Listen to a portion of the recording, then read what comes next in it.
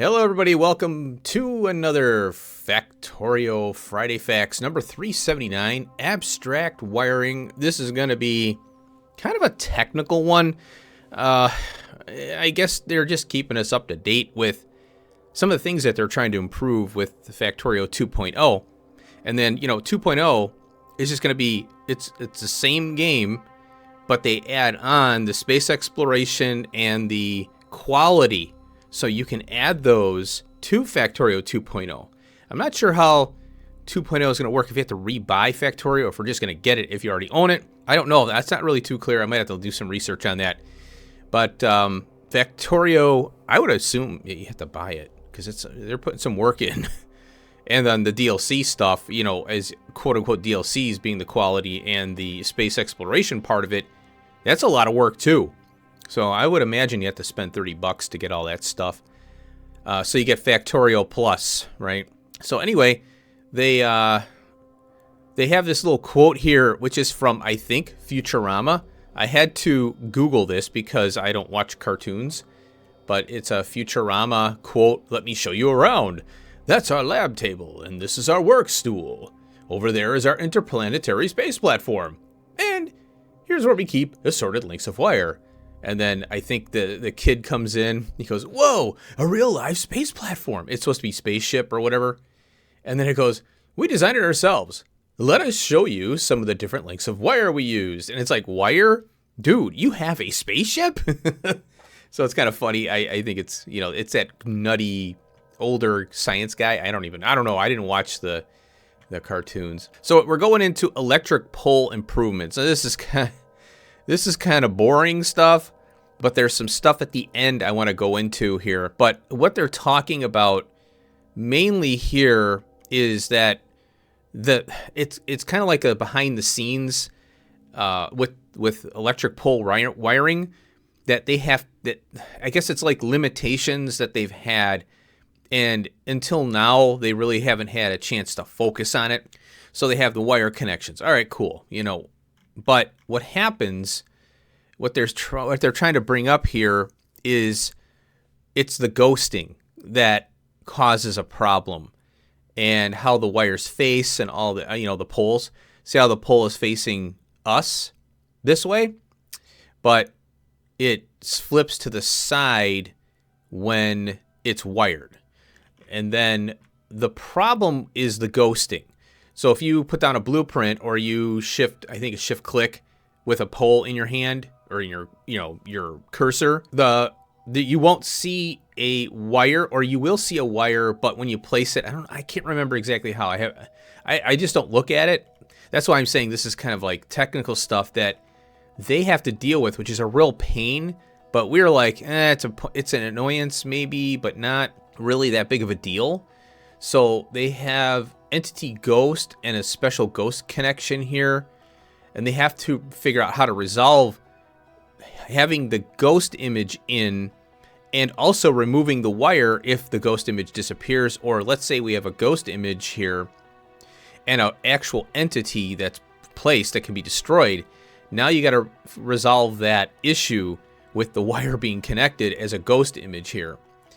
Then they go into the 5, I guess there's like a 5 connection kind of hack here to a power switch. I don't use power switches very much. I just use decider combinators and things. And so it's called abusing power switch to have 6 electrical pole connections here. And then they do some work on it. And then here's the ghost of a power switch connected here. It's kind of weird because they've got this wire connected to the input and output and to the pole. I don't understand what they're doing there. With all the changes, setup like this is no longer deemed possible. That's worded incorrectly again. Now they got some green wire. There's also interactions that could be improved even a little. When dragging an electric pole with circuit wires, it'll drag those as well. So this is pretty big right here, because it is very tedious to have to hook up wires constantly. So if you have red wire, green wire, it drags it with. And if you blueprint a red wire, green wire power, like if you have 2 power poles and you have red and green wire on them, you can copy that and paste it, and it'll give you free red and green wire. So, but when you pull one power pole up and put it down, whether it be accidentally or whatever, you're just repositioning something. Now you got to reconnect the damn thing. So I like this a lot. So he's pulling up the power poles and they're connecting.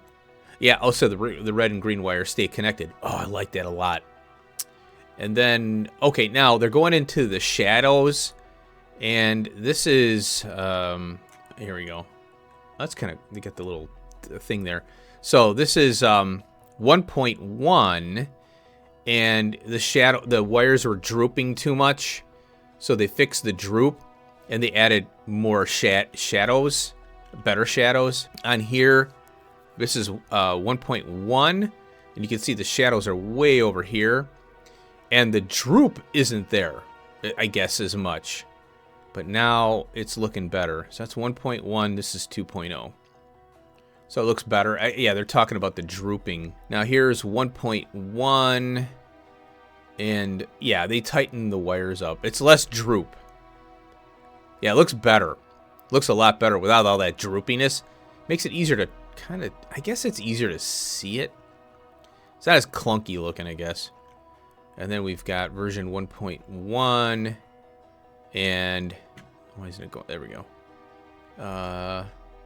Yeah, it's got the droop on the shadow there. Okay, sounds good. So they had like little things that they had to fix, and that's kind of more aesthetics than anything else, but it's important. It's called polish. Okay, abstract items. This is from Clonin. Most items in Factorio are nice and normal. You use them as ingredients, you use them to build machines and walls. Some of them you even eat to recover your health. It's simple, it makes sense. But over time, some new features were introduced that had some unique and specific actions. And items were the only natural way for a player to discover and use them. Some examples: blueprints and deconstruction planners, red and green wires, discharge defense remote, artillery remote, and the Spidertron remote.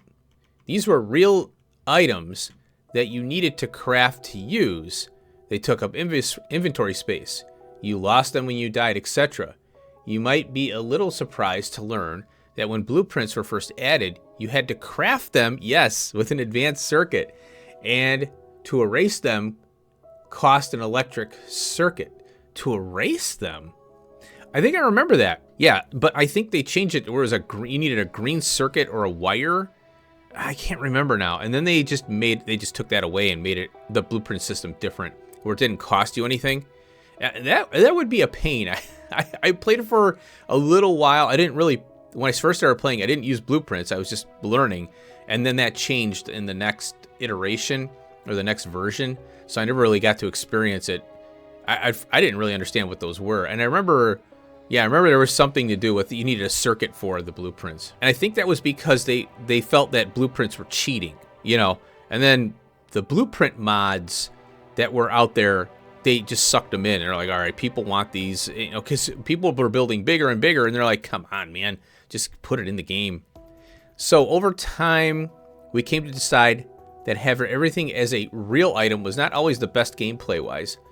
And with the introduction of the blueprint library, blueprints became the first abstract item. This means that you can just spawn one in when you need it, and you can store them in the library so they don't take up precious inventory space. But you can still put them in your quick bar for convenient access, and I do that a lot. Weird tricks and remote interactions. Okay, this is interesting here.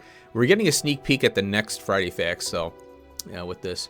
And the game, too. We're getting a sneak peek at the game. Blueprints were the major one, but it left the rest of these types of items in a strange place. The strangest and most annoying was the red and green wires. Oh, wait a minute. Are they taking red and green wire out of the game and making it into an abstract item now where it's on the hotbar? Well, that's going to affect a lot of weird other mods. Holy crap. Okay, well, I think the mods can keep them. They just have to reintroduce the recipe. The strangest and most annoying was the red and green wires. It took good, hard, well-earned copper and iron to craft them. But if you unwire something, You get nothing back. Yes. Additionally, if you use a blueprint, the red and green wires were included for free. The aspect of remote interaction also started to become strange. You cannot red wire something from the map, but you could take a blueprint of it, wire it locally, then place the blueprint back over the top, and the wires would magically change. That's just frustrating and annoying. In the end, we took the path that made a lot of sense, which is to turn these all into abstract items, which you can spawn for free. And the abstract items work from any distance. This also applies to copper cable, where the real copper cable there is real copper cable used for recipes, and the abstract ones used to connect electrical poles. The new abstract items naturally tie in to the shortcut bar, which is being used to its full potential. This is pretty big right here, because now they're going, yeah, it's kind of silly how we're going back and forth with this. You can blueprint red and green wire and get it for free, but you also have it. And so you need to physically be in the location to connect the green wire and the red wire and all that. But you can blueprint it over and not be there with a blueprint from map view. So I guess you could say they had an idea and they decided, oh, well, let's do the blueprint thing. And then, I guess we forgot about that part. So, it's just a part of growing pains, I think. So here we have a hotbar that we're going to probably see in 1.0 or 2.0. And it looks like there's a create artillery targeting remote, Alt-T, allows firing artillery manually from the map or the world. When in cursor, right-click to activate. And you can see we've got the, turning the bots on and off in your character. I don't know what this thing is. Doesn't look familiar. Blueprint book, decon planner, upgrade planner, copper cable, green and red wire. We have a artillery remote. This is discharge defense, and this is a Spidertron control. So it says you might also notice that the shortcut bar can now be up to 12 slots wide. 1, 2, 3, 4, 5, 6, 7, 8, 9, 10, 11, 12. Interesting. Yeah, but it's not double stacked. Because in vanilla, it's, in Factorio, it's stacked up by 2. So I don't know what they're doing there. These changes also improve the ability to do things remotely, and remote interactions will be a focus of the next Friday Facts. As always, connect some wires between your fingers and the table to let us know what you think. Cool. All right, so here's the thing. I like what they're doing. They're making good changes. They're revisiting concepts and ideas that of course we got the polish here, with the shading of the wires. So they're thinking polish at the same time because they've got a working game. They're thinking about how is this game actually working with these wires and stuff. Does it make sense to do it the way we're doing it? So these things are coming up, and it's getting much better. They're cleaning up some stuff and making it better. All right. Well, I like this Friday Facts. It's a nice short one. So let's end it here. Next week, I'm looking forward to seeing what they're going to be doing with this remote stuff. Maybe we'll get a more look at the GUI and that. So, hey, I hope you enjoyed, and I'll see you in the next one. Peace out.